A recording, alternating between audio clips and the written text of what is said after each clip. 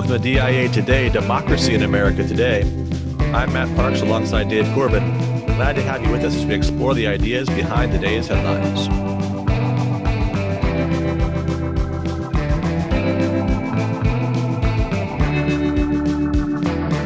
Almost the end of the semester, Dave. The last lecture is this afternoon. It's always a kind of a high point, right? Finishing up the fall. This fall has been longer than any other. I think that we pushed back the start of the spring semester a week, and heard like praises running through the halls here because I think it's just been so long. I think most teachers and professors around the country are pretty tired. Never mind students as well. So, but good. It'll be good to finish this year and get into the next year. Well, in August, we looked at the issue of election integrity, knowing that the election was a few months away and a lot of the laws that were going to affect that election were in the process of being written or rewritten, or lessons were being learned from the primary elections about the viability of mass mail-in voting.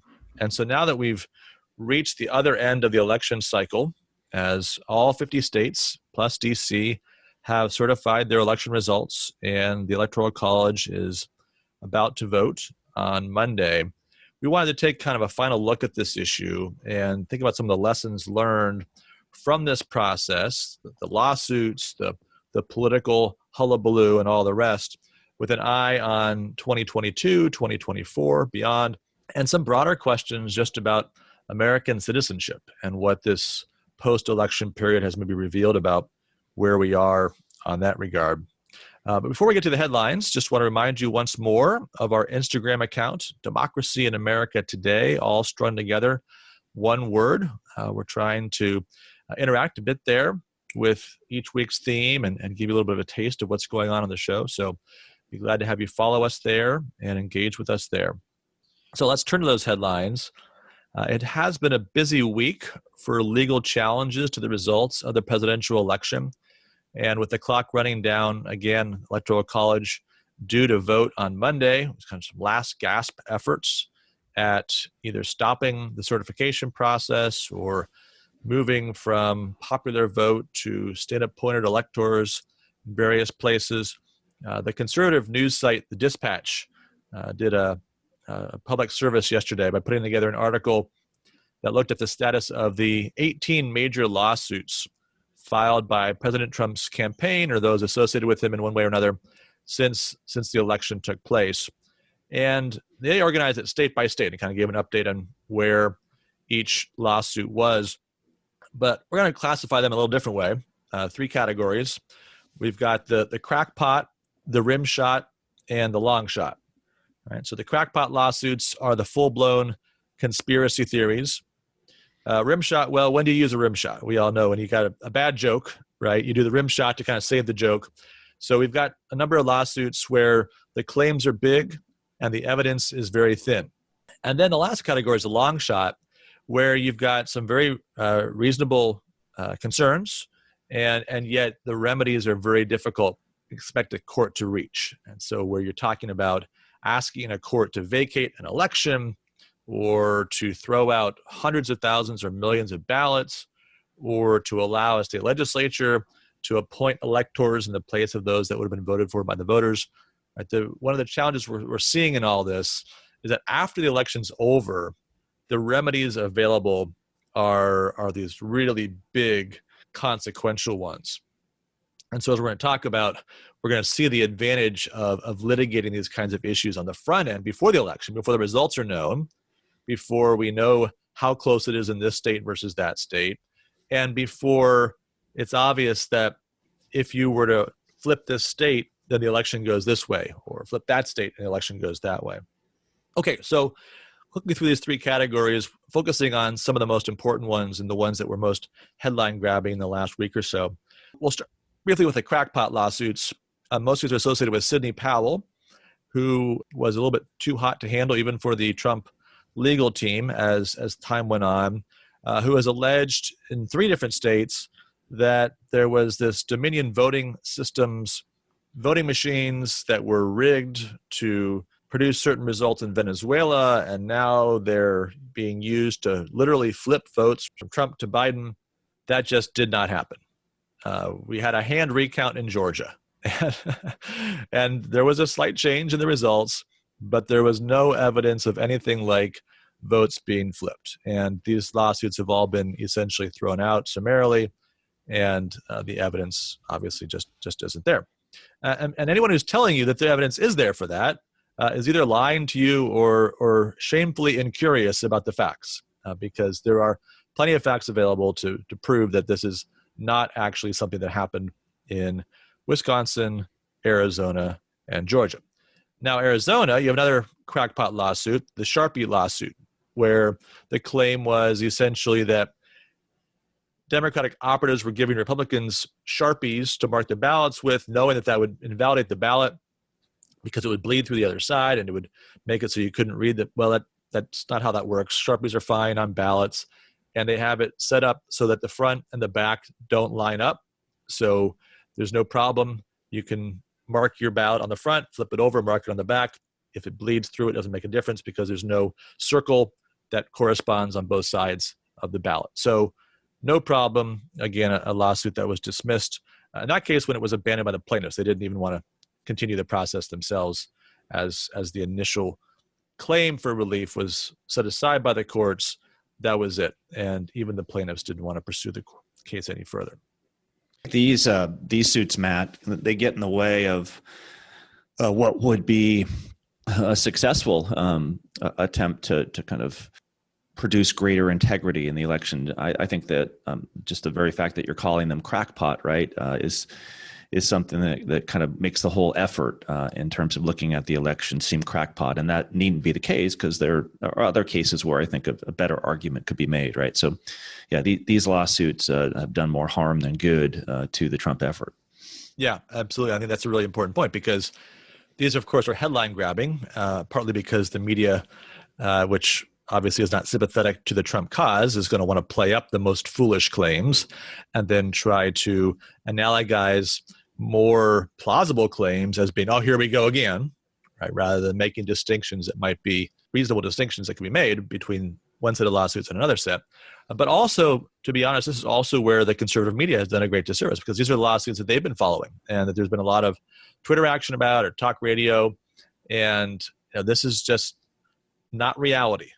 Right? So these are the kinds of things that are not going to help anybody as they try to wrestle through the real issues that arose during this election and try to make progress on election integrity for the next campaigns.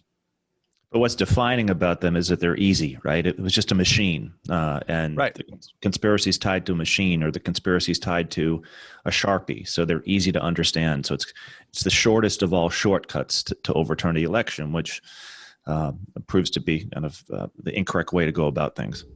So second category, what I'm calling the rim shots. And there's a whole bunch of lawsuits. I'm not going to go into them individually, but basically the general tenor is there was some procedural problem, whether it was with mail-in ballots or with poll watchers. And then there's a lot of talk about then overturning the election, or hundreds of thousands of ballots being invalidated. And consistently, these lawsuits have been thrown out by courts for lack of evidence, so that there's these big claims that kind of lead the headlines, both in terms of the media reports on it, but just in terms of the claims in the court documents. And then there's not really follow through. The affidavits don't actually accomplish much, or they don't actually substantiate the charges that have been raised. So a series of lawsuits in Wisconsin and Michigan, Nevada, and Pennsylvania that relate to whether poll watchers were given adequate access to the counting process. There were questions about whether legal votes were being not counted and illegal votes counted in both Nevada and Wisconsin. Of course, these are reasonable questions that ought to be investigated, but no evidence presented to really substantiate the claim.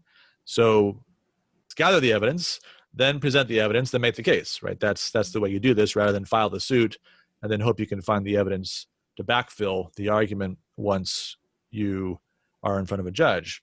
So these are the cases that may raise reasonable complaints, but oversell the seriousness of the problem and underdeliver when it comes to the evidence to substantiate it. Yeah, and I was going to say that, I mean, we can understand that, yes, prerogative was abused in many states by many individuals. Human beings are kind of watching over these elections and counting votes, et cetera. So that's problematic, right? And I think that these claims could be true, but do they add up to the numbers that would be needed to overturn the results in each of these states? And the answer is probably not, unless you were able to find kind of a big case in one of the counties where such prerogative was so abused that it was in the hundreds of thousands of votes or tens of thousands of votes. Right, and the general way that these cases have been structured is to say there's a problem with mail-in balloting counting in this county, and rather than being able to identify X number of ballots that shouldn't have been counted or something of that sort, they sort of say, then let's just throw out all the mail-in ballots from that county. Maybe 99% of them were valid voters exercising their right to vote properly. But because you've identified this whole category of ballots that are suspect in some way and you want to throw them all out, you'd have a massive change in the election result. And it's the kind of thing that no court is going to be eager to do. Right? No court wants to invalidate hundreds of thousands or millions of ballots because of some procedural irregularity that can't be tied to any discrete ballot or set of ballots that can be separated out from the rest of the group. I do wonder, however, Matt, on this front, that if you have such a great amount of mail-in ballots and you weren't matching the signature on the mail-in ballot with the actual ballot itself, could you have been able to insert into the election tens of thousands of ballots that actually weren't mailed in? Would that be possible?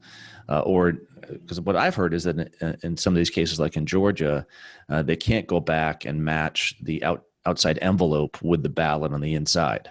Right. Is that right?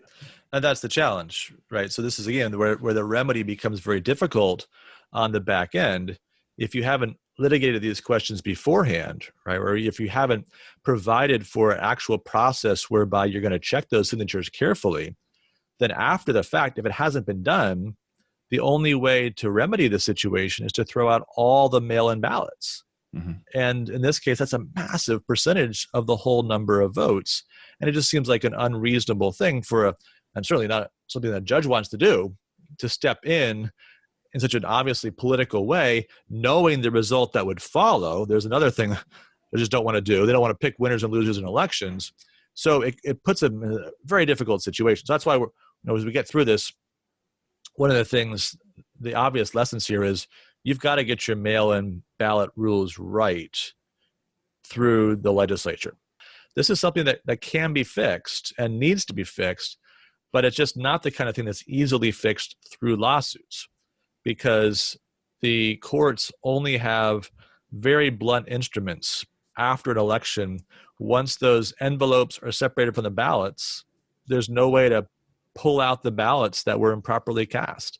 And so unless you invalidate the whole election, or you would take out all the mail-in ballots, or you turn over the state legislatures, which are all just massively disruptive remedies, you're stuck. And you're stuck with reasonable questions about the integrity of the election on these points.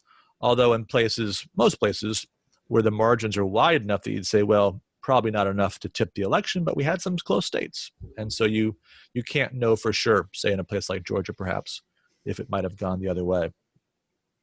The real big lawsuit just from this last week was the one filed by Texas against Pennsylvania, Georgia, Michigan, and Wisconsin. And there's now 18 states involved. 106 members of the House, Republican members of the House, have also signed on as friends of the court, signing a brief in support of this case, basically arguing that those 4 states changed their election laws illegally and asking that the results in those 4 states be decertified, and that all states appoint electors rather than use a popular vote to determine the presidential electors. Now, this lawsuit got a lot of fanfare and, again, has a lot of official Republican support. But as you look at it more closely, you see there's really, really serious problems with this. Andy McCarthy, writing at National Review, maybe the person we cite the most on this show, at least when it comes to legal questions. He's really a very good analyst and, strong Trump supporter. As we saw, he was one of the people that made the case for Trump on the show we did for that. So certainly not somebody who's looking for a reason to be critical of Trump or of the campaign or, who has a different end in view here, but very, very critical of this lawsuit. And the first thing he points out in his recent piece on this is that the state solicitor general of Texas is not actually named in the lawsuit, which is very odd because, of course, that's the person who would normally argue the case. It's only the state attorney general. And that sort of sets up his analysis that basically this is a political move rather than a legal move. And he argues that as a political polemic, the Texas complaint is great, that it points out that there are serious problems with the laws in these states with regard to mail-in ballots, and that there are at least some cases where there are arguably unconstitutional things that were done in those states by either the state legislature or state Supreme Court. We'll talk about the Pennsylvania situation more in a few minutes. That's one of the states, of course, involved in this. But when you look further into this, what would it require for the court to rule in Texas's favor? Well, first of all, it would essentially have to say that the court, rather than the legislative branch, is the appropriate place to go when you have a problem with the laws of another state. Okay? It's a legal problem in most of these instances. It's a problem in the law. And so we're going to go to the court to fix the law. Well, that's not how you do that. Right? Separation of powers, 101, it's legislatures that make the laws rather than courts. And it used to be, at least, a principle of Republican Party 101 that they were in favor of legislatures making laws and courts not making laws. So here's the first layer of hypocrisy. Then on top of that, there's a real federalism question. So Texas is challenging the way that Pennsylvania et al. Have enforced their own laws. Okay, McCarthy asks, does Texas want Pennsylvania to do the same? Are we going to then have lawsuits maybe now across the red-blue divide where California decides they don't like the way that Texas is doing Texas's stuff and Texas doesn't like the way California is doing California stuff? That seems very unlikely to be something that Texas is going to want. And again, clearly not something that's consistent with Republican Party principles as they've been understood for decades, to want to respect the proper division of authority between states and the national government. So we've got that. And then the legal theory holding this all together, as McCarthy points out, there's actually no precedent that they cite because there is no precedent to hold this legal theory together. So we're going to have to create some more emanations from the penumbras of the Bill of Rights in order to fit this thing in there under some broad substantive due process claim, which again is in violation of every canon of constitutional interpretation that Republicans have said they hold dear. Whatever the particular merits of the individual concerns and the individual claims regarding individual states, which should be litigated state by state by people in those states, Texas is not the party to bring this case. And if the Supreme Court were to actually agree with the argument in Texas, it seems hard to believe that it wouldn't do more harm to the Constitution than anything that Joe Biden could do in 4 or 8 years as president.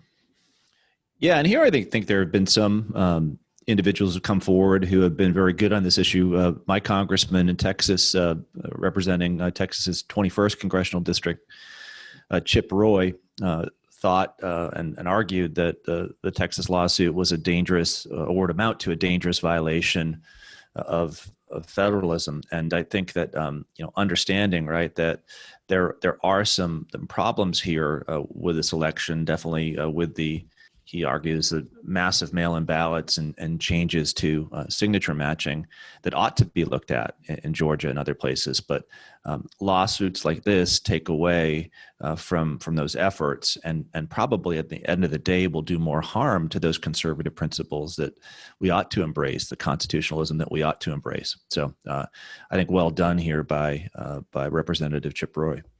Yep, absolutely.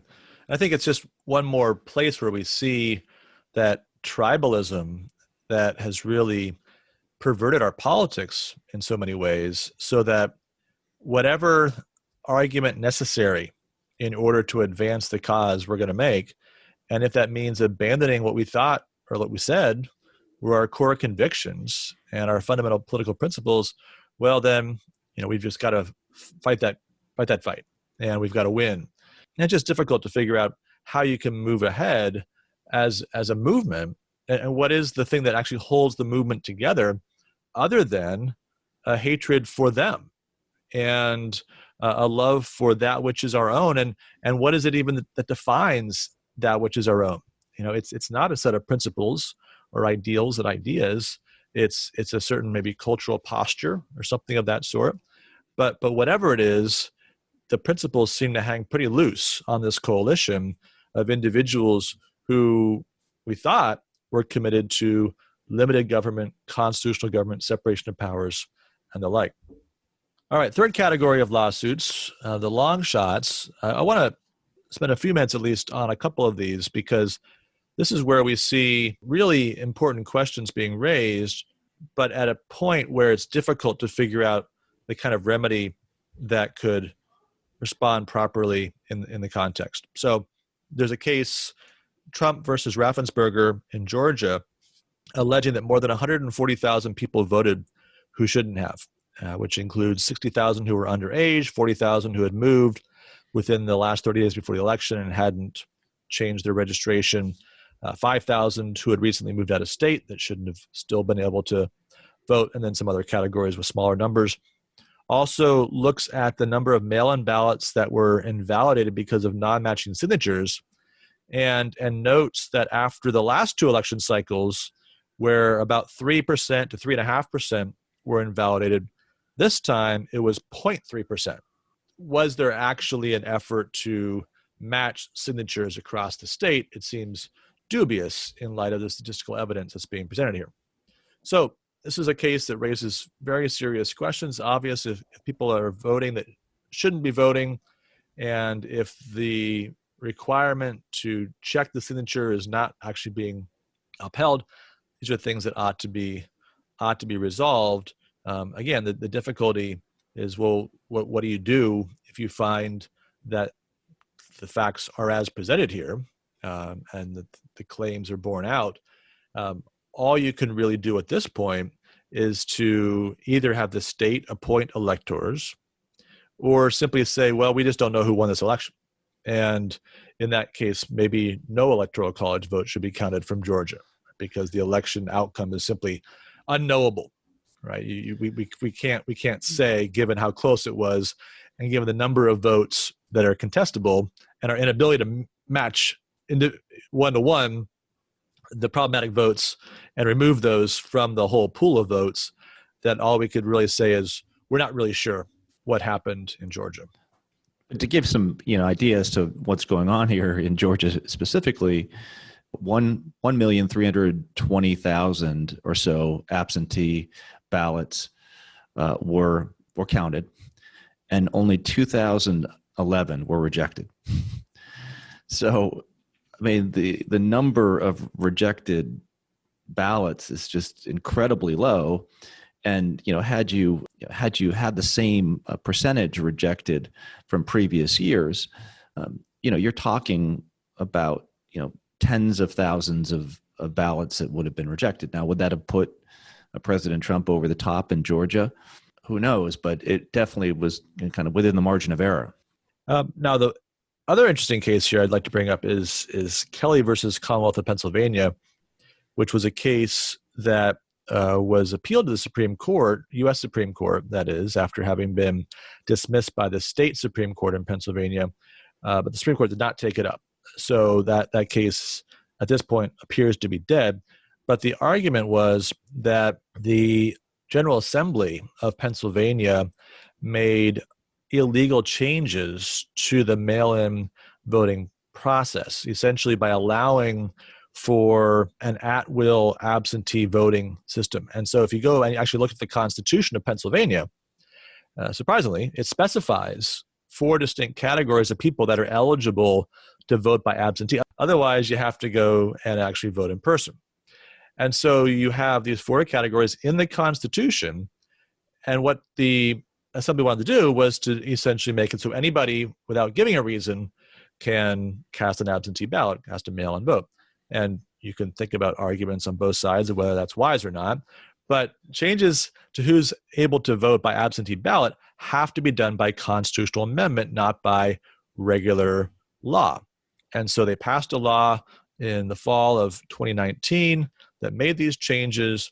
There was further action in the spring of 2020 once COVID was underway, thinking about the likelihood of needing to have more mail-in ballots. According to the Constitution, you have to have 2 votes by the General Assembly in consecutive sessions, plus the people have to vote for an amendment to go into place. And that didn't happen. And so, in essence, what happened here was that by law, Pennsylvania General Assembly changed the Constitution of Pennsylvania. At least that's what's alleged, and I think a plausible allegation under the facts as they've been presented. Now, again, this is not a case that's apparently going to go anywhere, but it does raise significant questions and questions that are broader than just Pennsylvania about how the states went about establishing their rules for mail-in voting this year. There were some laws that were changed perhaps unwisely. In this case, perhaps both that and illegally. And so there too, as we look forward to, what's the next step in all this after Joe Biden's inaugurated? Well, the next step has to be making sure that these laws are actually squared with what's just and fair procedures, and that where there were efforts to take shortcuts, as you were saying earlier, Dave, that those shortcuts are repudiated and that the actual proper process is followed to make changes, in this case, that amount to a constitutional amendment. Yeah, and here I think it was problematic that the Supreme Court didn't take up the case, because I think it would have been an opportunity for the Supreme Court to kind of set the record straight on what cannot be done, by states regarding their election laws. It seems to me it was pretty clear here that Democrats in the state of Pennsylvania 14 months ago wanted to create a set of shortcuts so as to get out voters who might not otherwise vote. They were able to push it through in an omnibus bill that Republican legislators in Pennsylvania, I think, ignorantly voted for, not realizing what the end consequence of this would be.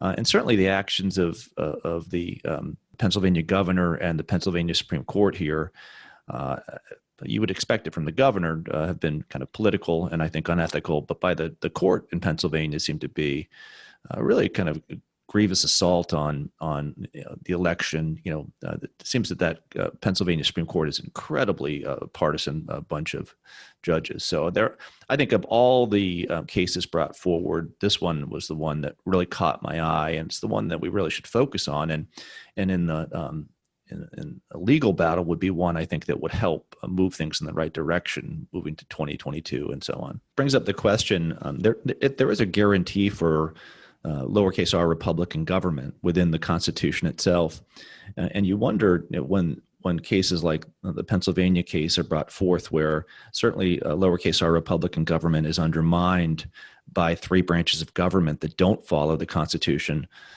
whether that's something that the Supreme Court really actually should get into and define in clear terms. I think that may be one place where constitutionally it would have a responsibility to do so, just simply for the sake of maintaining Republican government in the country. A few summary thoughts on this. I guess I'd start by saying Democrats should spare Republicans some of the indignation over people thinking the election was stolen when they intentionally make mail-in voting laws that are rife with opportunities for fraud. And we can look at what happened in Pennsylvania. Even the part that was legal in Pennsylvania was unwise, changing rules about signatures. We talked about the Nevada laws, that encouraged practices that are just likely to lead to either people being pressured to vote in a certain way, ballot harvesting, or individuals having the opportunity to take ballots that are sent out to people that don't even know they're coming. Too many loopholes that were created in the process of establishing the rules for this mail-in voting. And so it just shouldn't be surprising that people are suspicious, right? When you have a close election and you deliberately create mechanisms for mail-in voting that open up opportunities for fraud, that people are going to wonder, right? People are going to wonder. And had the election gone the other way, people would be wondering the other way. And that's the reality of it. So I think we're just going to have to deal with the fact that if you're going to do mail-in voting the way it was done this last election in some of these states, there will be legitimate concerns about the integrity of the election. Now, we don't have to stay there, right? So let's just follow the Constitution. Article 1, Section 4 says the time, place, and manner of holding elections for senators and representatives should be prescribed in each state by the legislature thereof, but that Congress may at any time by law make or alter such regulations except as to the places of choosing senators. So have control over election laws, right? You've got state level control. You have federal control. The Congress can jump in on these matters. And so let's work at the state level to make sure you have a fair mail-in voting rules, and let's have a model bill at the national level. I'd be very interested to see what happens after 2022 if Republicans have control of the House and the Senate, and see if will Joe Biden veto a bill that's a fair, reasonable bill on mail-in voting that nationalizes certain standards for mail-in voting, signatures, election day deadlines, no ballot harvesting. There's some basic integrity things. Really shouldn't be partisan. Present that bill to Joe Biden. Would he veto it? Maybe he would, but would he be willing to make the case that these things are problematic in any meaningful way? I think we've got to litigate every issue possible before elections. We've already said this. This is one of the great difficulties here, is that once the election's over, once the presumptive result is known, it's a really big deal for a court to step in. And the remedies that are available to them are these really significant remedies that no judge wants to attach to their name. They want to allow the political process to unfold. And then beyond that, only litigate those issues where you have the facts and a legal theory that you actually believe in, right? No more of these crack-in lawsuits that destroy parties' principles for the sake of a long shot opportunity at a win. And then the last thing I would say is that if you're at a point where you think, and all you've heard is that Trump's about to win the election, the Supreme Court's going to come in and overturn this whole thing, he won with a landslide, then you need to diversify the media outlets that you're listening to, because this is just not connected to reality. Donald Trump did not win this election in a landslide. We've got to have some agreed upon starting points, both in principle and in facts, to allow us to move forward from here so we can actually address the real issues that are posed by this election in a way that gives us a chance to make sure that the mistakes and the problems aren't repeated the next time around. As we now transition to our required reading, I want to think about the broader context in which these kinds of debates are taking place. Yeah, so for required reading today, a book that's really gained a lot of attention over the last 3 or 4 weeks since it was published in November is titled American Awakening by the author and professor of politics at Georgetown, Joshua Mitchell.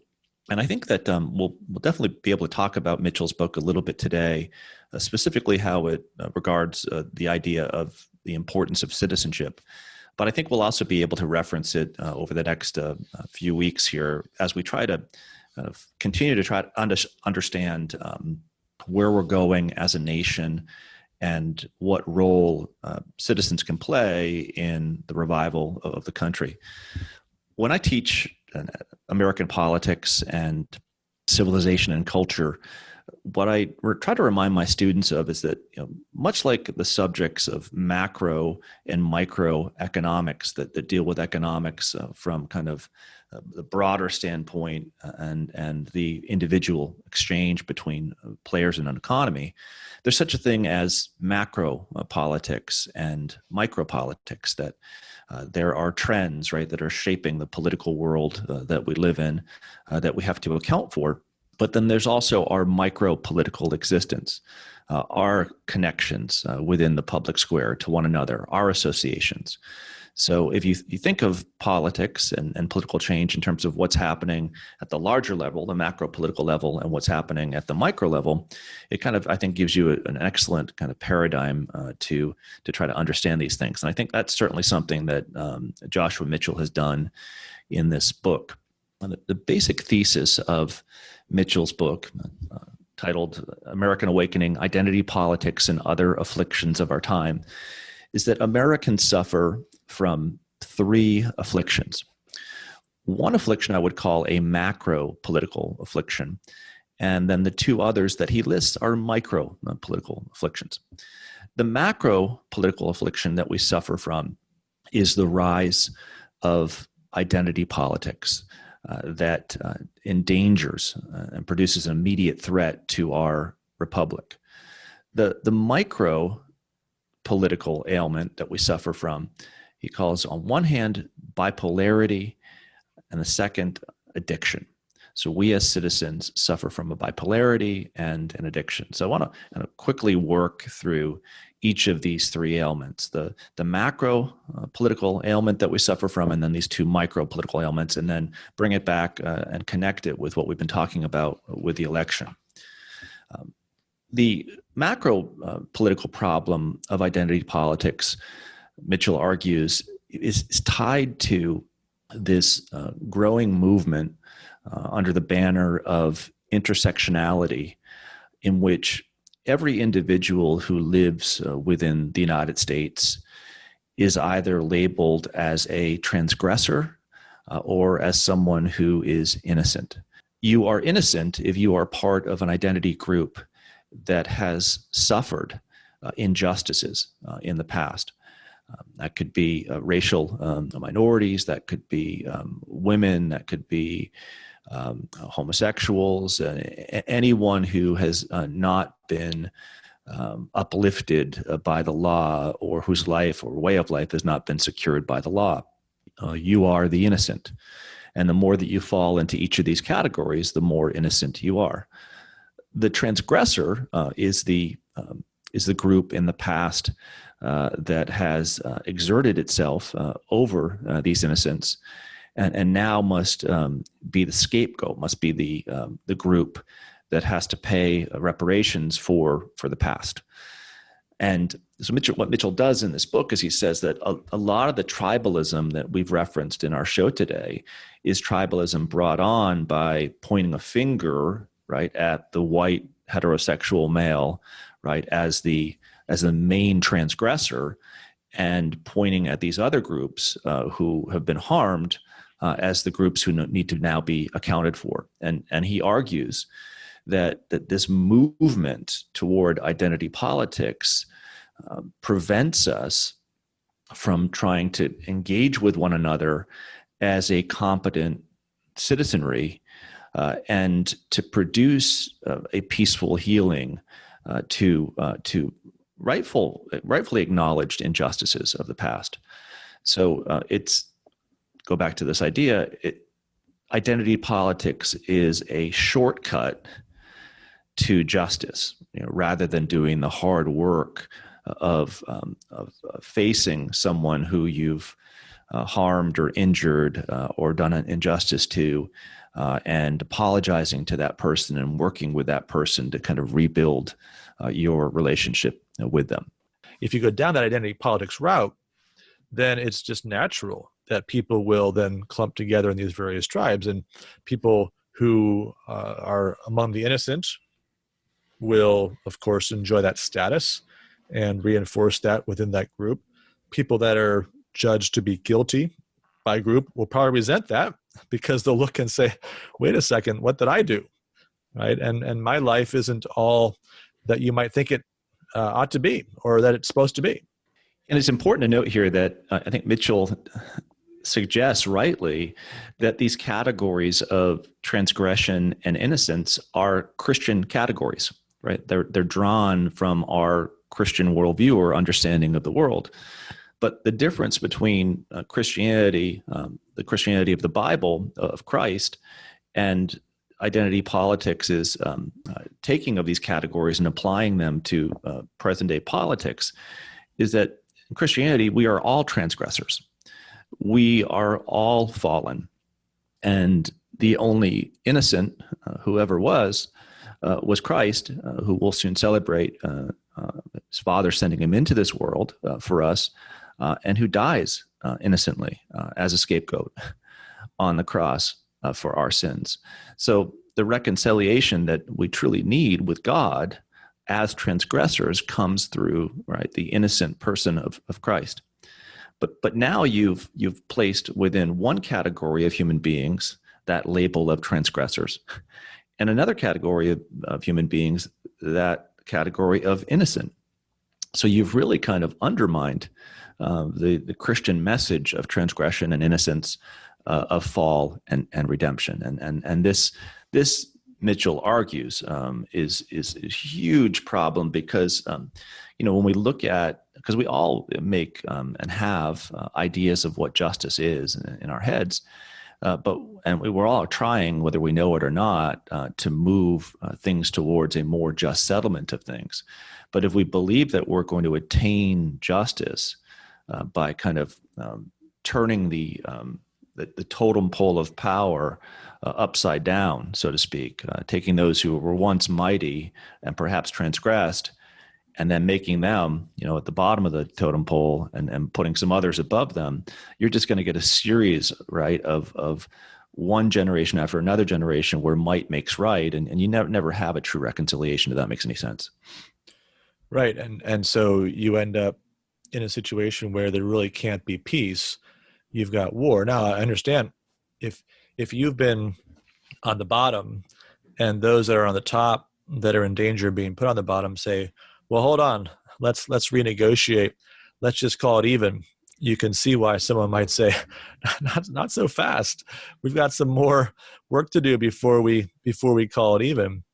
But the difficulty in framing it in terms of identity politics, rather than in working through reconciliation, individual to individual or injustice at one injustice at a time, is that there's no actual there's no end, right? There's not really any hope for an end, right? Because the categories, once they're set in place, are not designed to actually lead to some final settlement. You say, okay, no, we actually have taken full account of past injustices, and those scores are settled. Those books have been cleaned up. This is the problem. You've got original sin, to go back to Christian categories, that's applied to particular people, not universally, and there's no actual atonement. Right? There's no declaration of innocence. There's no substitutionary action like Christ's, or even individual satisfaction that's possible. The sins multiply without end, and the punishment accordingly. And then others are innocent indefinitely, and are therefore always in a position to judge those who are perpetually fallen. Yeah, and this is one aspect of Mitchell's book that I think is encouraging. He suggests, okay, let's not look at the injustice of the past and just ignore it, set it aside, or as you said, just make peace now and forget about it. He says we need to move forward, and that's going to take a lot of hard work, and it's going to take the hard work of citizens, and citizens who are competent, right, at practicing liberality toward one another, practicing even-handedness toward one another, like humbly looking at themselves and looking at the situation and going and kind of working with others to lift one another up. That's hard work. That's not the work of a simple victory in an election. It's a work that requires you as an individual citizen to do something more than to cheerlead for your tribe. And this is where these two other ailments come in that I think are kind of interesting. So were things at the micro political level also get in the way with a restoration or reconciliation. So identity politics is a macro political problem, but at the micro political level, he says that there's very much a bipolar arrangement between the citizen and the state in the 21st century. And what he means by that is that the state, right, as the manager of society, right, takes over really kind of every major problem that's to be handled.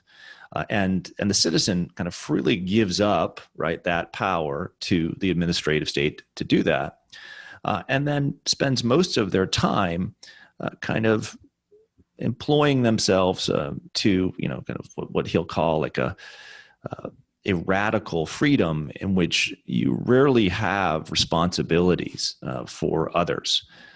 You rarely have time, in his language, for face-to-face, real-time relations between yourself and other citizens and the institutions of society. So you hand over power on one hand to the state to solve all of the major problems, and then you kind of hang out in your basement, upset, online, finding everyone who doesn't believe with the same thing that you do to be a criminal, and rallying around, right, social media networks that suggest that others who aren't part of your tribe, right, are the worst thing in the world. So he calls this, on the one hand, our deference paid to management society, and then our belief in what he calls the selfie man, where we're just a self that simply should care about our own person. And I think that it's here really where Mitchell's book kind of hits home, especially with our show, Democracy in America, because he references Tocqueville's line about in a democratic age, men being less than men, but more than kings, right? You're a king when you're sitting in your basement, spouting off about this, that, or the other online, but you're less than a man because you give over most of your responsibilities as a citizen to the state, and you kind of just receive its administration over your affairs, and you end up not working through the discourse and the active participation that might make your life and others' lives better. In a sentence, instead of being selfie man and paying deference to this management society, we need to get back in the habit of exercising ordered liberty. What do those exercises look like? Well, they're more than simply voting in an election, right? They're taking on the problems of today and becoming more competent, as competent as we can be as citizens, to do the right thing by others.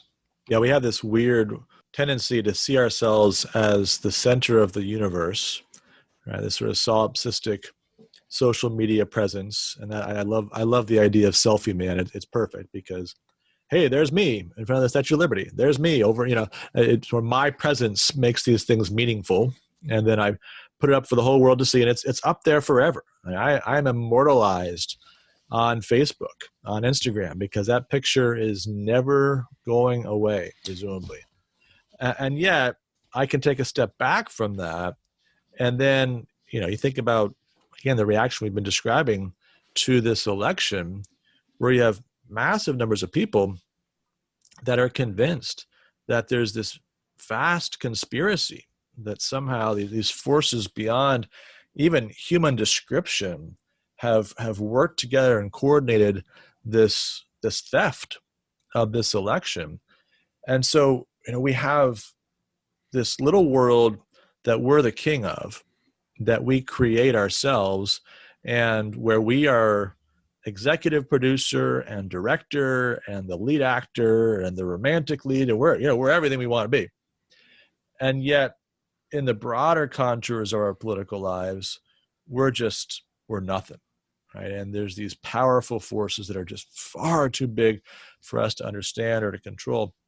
At the end of the preface, he says, it sounds like you might expect me to be pessimistic, right, and sort of think this is all over, but he's actually not. He says, he uses the word awakening in two ways. He uses it in an ironic sense, perhaps, or sort of hearkening back to the Great Awakening and thinking about that sort of religious fervor surrounding identity politics and some of these related challenges, but also imagining that there could actually be an awakening, right? And a reawakening, as it were, of Republican citizenship that might even emerge out of the troubles as people see the consequences of all this and begin to feel the burden of it. Yeah, and of course, right, the pointing out that these things are political problems, what's underlying his whole argument is that you're really dealing with a theological or an existential problem. Right. That your inability to figure out how to act as a citizen in this world is part and parcel of our inability to think forward and conceive ourselves as citizens in the city of God. And our inability to reconcile with one another, right, is just a microcosm of our inability to reconcile ourselves with God. We often, rightly, right, feel a sense of bipolarity because, here we are, we're alive, we have all of these technological tools at our disposal that would make us think that we're greater than kings. But we realize at the end of the day that, we have a certain time on this earth, and there's the reality of death and the reality of finding meaning when, all the tools that we use or gadgets we use can't overcome that very real thing of looming death and finding meaning. Definitely a book that if you're looking for something to put on your Christmas list for others or to have purchased for you, would be a great purchase. Joshua Mitchell's American Awakening. All right, very good. So let's now turn to the grade book. And this is the time of year when the grade book is very active as we wrap up the semester. So we're certainly thinking about the grade book as we put together final grades for our classes. And what we want to talk about this time are some finals week stress relievers. So obviously lots of stress the final week, more so certainly for students and professors. We have the stress of getting the grading done in a timely way and trying to work through all that. But that's nothing really compared to the stress of the need to achieve and to do well on those final exams. So I'm going to kind of take us back to our college days, or here's some advice for our students here. I'm going to grade 4 different possible stress relievers that you might turn to over the course of that final week.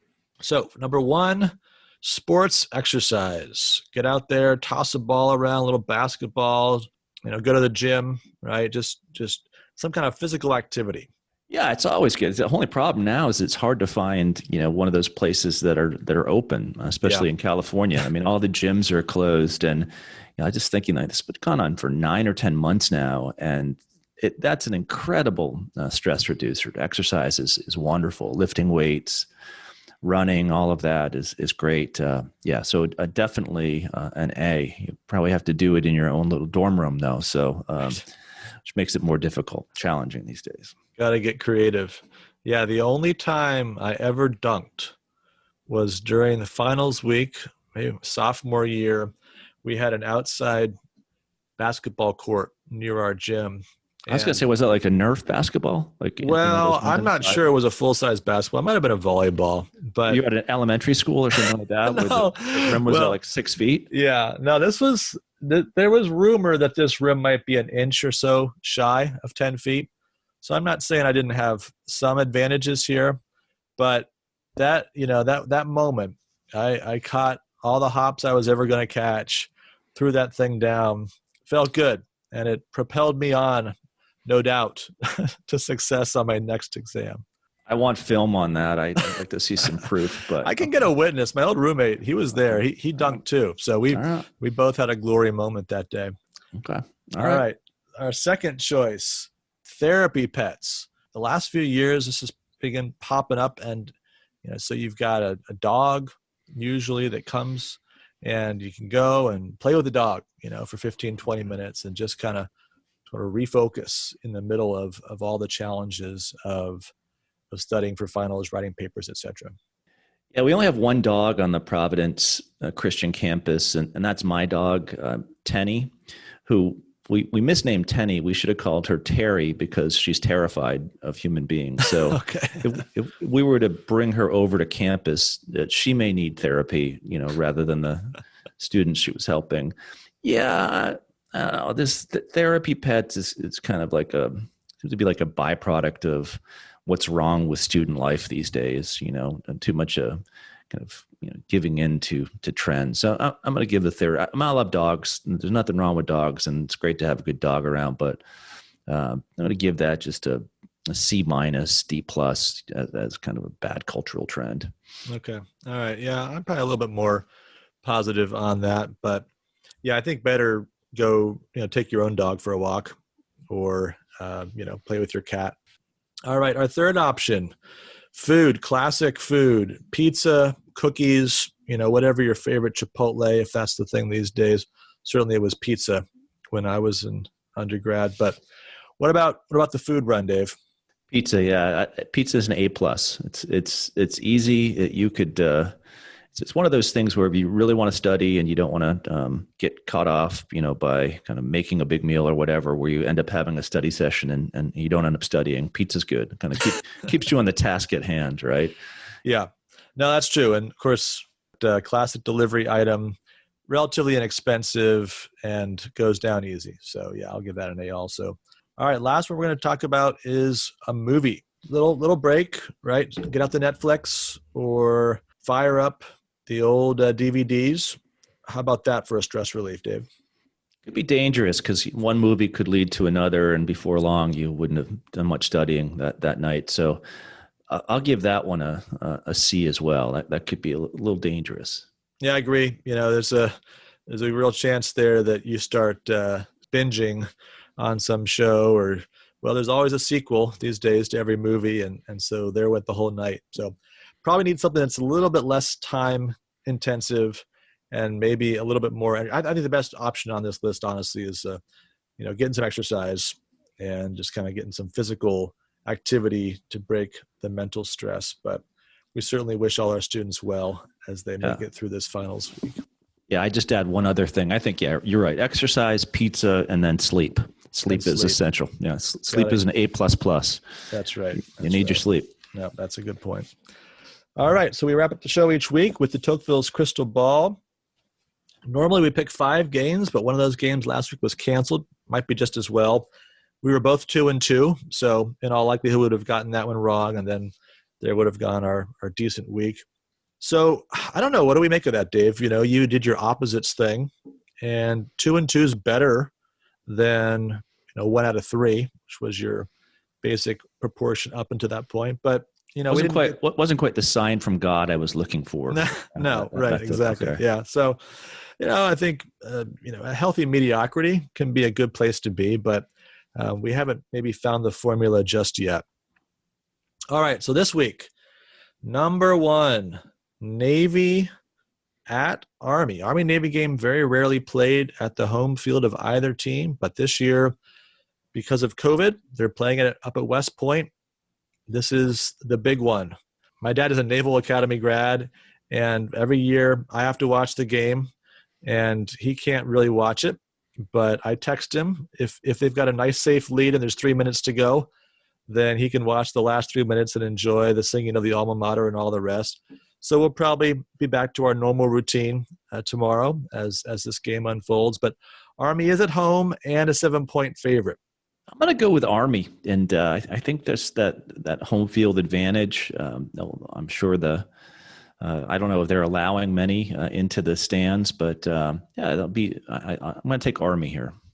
Yeah, they're going to have the whole. Sorry, Mr. Parks. Yeah, they're going to have the whole Corps cadets and all the midshipmen there. That's why they're doing it at Army, because they couldn't find other facilities that would allow them to have that many people there. So yeah, Navy's had a tough year. I mean, it's been a weird year. So I don't really blame any college football team that hasn't performed up to its normal expectations this year, but they're 3-6, Army 7-2. But I think Navy is able to pull this off. Whether they can win the game, I think it's going to be close. They often are close. And I think, this is their season. And so I think Navy comes out, plays hard, and they cover the spread. And boy, I hope they win, because it'd be nice for my dad to be able to watch at least a few minutes of the game tomorrow. All right, number 2, we have number 17, North Carolina at number 10, Miami. So the ACC championship game's already been determined because they canceled some games. It's going to be Clemson against Notre Dame. But now this is really the battle for third place here. North Carolina and Miami. Miami's a 3.5-point favorite at home. What do you think, Dave? I think Miami takes this game. They've had a great season. I think aiming for 10 wins with this victory would give them 10 wins. Would be great. So yeah, I'll go with the Hurricanes here. The U. All right, I agree with you. I think 3.5 points is not a big spread really for a home game. That's pretty much saying it's a pick'em game. And you look over their common opponents in the ACC. I think Miami's performed consistently better than North Carolina. So I think that's a pretty low line. So my guess is Miami wins this thing by a touchdown, 10 points, something like that. All right, number 3 is our NFC East game of the week. We have the Cardinals at the Giants. Now, we started this as a joke because things were going so badly for NFC East teams, and we thought maybe the division winner might win 5 or 6 games. But unfortunately, the Giants have won 4 in a row, and Washington's looking pretty decent. So now they're both 5-7. Philadelphia and Dallas are still terrible, so we at least have that to hold on to. But if the Giants win this one, that'll be 5 games in a row, and they have a real shot at 500 or better. Arizona on the road as a 2-point favorite. What do you think, Dave? I think the Giants continue their winning streak. Their defense is playing great. I think that Arizona, Murray's been injured, and they're not running their offense. So I say the Giants win this game and keep their streak going. Okay. Yeah, I think your reasons are all good there, but I'm just committed to basically being against the NFC East teams. And so now that it's crunch time, I've really got to double down on that. So I'm going to take the Cardinals. I hope they find a way. Let's go Kenyon Drake. That would really help my fantasy team if he can have a big game, maybe score a couple touchdowns. I'm in a tough battle in the first round. Of course, I know, Dave, you have the bye as the number 1 seed in our league, so congratulations for that. But I'm hoping Kenyon Drake has a big game and maybe the Cardinals pull out field goal or touchdown victory here. Okay, number 4, Ravens at the Browns, Monday Night Football. Bigger game than you might have thought at the beginning of the year. Ravens a 2-point favorite, but the Browns with the better record. What do you think? I still don't buy the Browns as a legitimate contender. Mayfield always strikes me as someone always ready to throw 3 interceptions and lose a game for his team. So I think that happens. I think the Ravens come out and play well. I think they're the better team as well. So I'm going to go with the Ravens here, giving up 2 points. Okay. Yeah, I'm going to go the other way on that one. I think, the Browns seem to have found a formula. They've got a great ground game, Kareem Hunt plus Nick Chubb, unbelievable talent there. And if Mayfield can just kind of stay out of his own way, I think they can win this. The Baltimore offense has been sputtering recently. I don't know, Lamar Jackson just hasn't been this year what he was last year. I think the Browns are able to win this at home. It'll be a close game, probably an entertaining game. All right, last as always, something a little bit different. So as no doubt you've been keeping a close eye on, Dave, this is the MLS Cup Final this weekend. What sport is this? This is soccer. This is soccer. No, it's Seattle at Columbus. And what I was going to do is to see if you could tell me the nicknames for those 2 teams. Seattle at Columbus. No, I cannot. All right. It's the Seattle Sounders, Puget Sound, and the Columbus Crew, which I'm not sure what that means other than it's alliterative. Okay. So we've got the Seattle Sounders at the Columbus Crew. It's actually is at the Columbus Crew. So they're the home team for the MLS Cup here. And the Crew are coming off a 1-0 win over the New England Revolution. Sounders won a crazy win over Minnesota. They were down 2-0 with 15 minutes to go. Scored 3 goals, one in the 89th minute and one in stoppage time to ruin Minnesota's Cinderella hopes and make it to the Cup Final for the 4th time in 5 years. So Columbus is the slightest of favorites playing at home. What do you think, Dave? I'm going to go with Columbus. I think the Crew take this one. Okay. All right. Solid analysis there. All your favorite players. I like the alliteration. I think that's really going to serve them well in this game. Yeah. Seattle Sounders, Oh, I know. But it can't end up as a tie. So yeah, they have to play to some kind of resolution. All right, very good. So Columbus, one of the smallest towns to have a major league team probably in America, has that distinction going for it. I'm going to take Seattle. I've got the hometown roots there with my mom's side of the family and my grandfather. And, of course, I've already committed myself to being a huge Seattle Kraken fan when that franchise opens up in the NHL. So why not have my MLS team be the Seattle Sounders? They win a lot, and they're certainly well supported up there in the Pacific Northwest. So I say they would take their third championship in 5 years. Go Sounders. All right, well, that's it. It's going to wrap up the show for this week. We thank you, as always, for listening. Please remember to subscribe and review the show on Apple Podcasts, Google Play, Spotify, and Stitcher. And we'll look forward to talking to you next week.